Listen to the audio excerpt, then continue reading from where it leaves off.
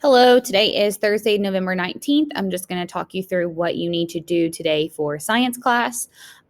We are going to be reading this article, Newton's second law of motion, or you can read it, and then you're going to be answering this Google form questions about Newton's second law. So that is the plan today. And then, of course, getting caught up on anything that you are still behind on using this sixth grade science checkpoint directions page. So we'll start with reading the article. Newton's second law. Imagine that you have a baby sister who loves to be pulled in a wagon. Her favorite thing for you to do is to accelerate quickly. Eventually, you get tired and need a rest. You sit in the wagon and tell your baby sister to try to pull you. She can pull you, but she cannot accelerate the wagon nearly as fast as you can. How is the wagon's acceleration related to the force pulling it?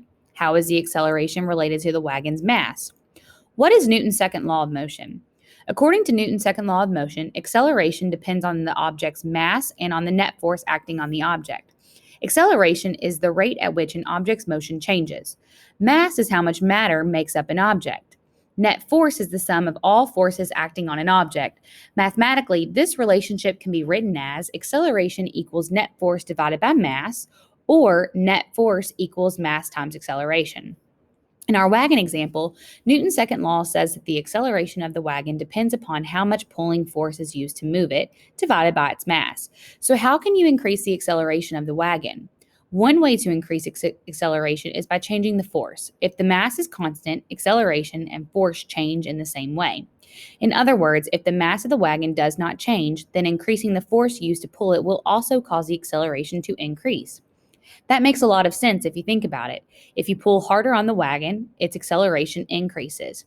Another way to increase the acceleration of the wagon is to change its mass. Newton's second law says that acceleration and mass change in opposite ways. When the net force remains constant, if the mass increases, the acceleration decreases.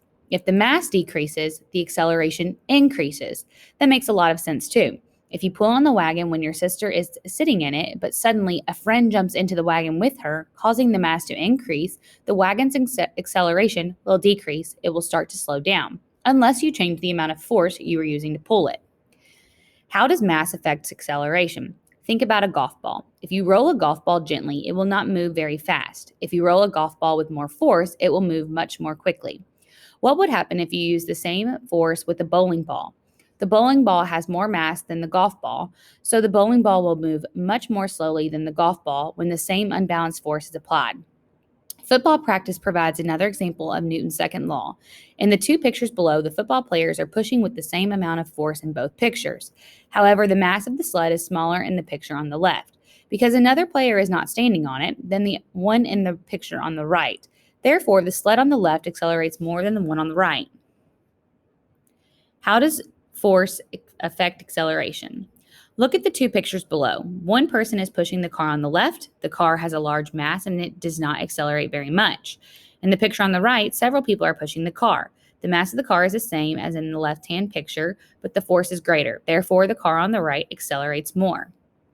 All right, so now that we've read this article, you're going to click into the Newton's second law of motion questions on Google Classroom.